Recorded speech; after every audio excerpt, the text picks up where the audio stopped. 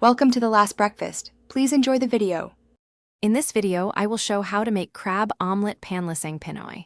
Begin by whisking 4 eggs with a pinch of salt, pepper, and 2 tablespoons of milk. Fold in about 1 cup of crab meat and chopped green onion.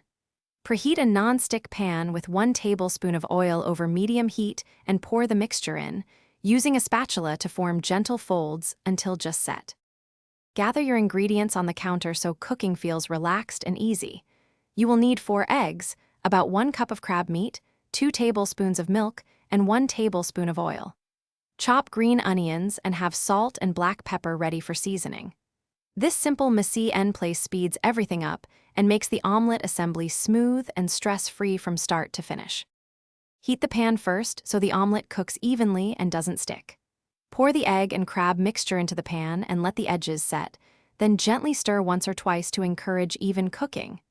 When the surface is still slightly glossy, fold the omelette in half or thirds for a fluffy texture. Slide onto a warm plate and garnish with extra green onions or a squeeze of calamansi or lemon. Thanks for watching. If this was helpful, leave a like and consider subscribing. See you next time.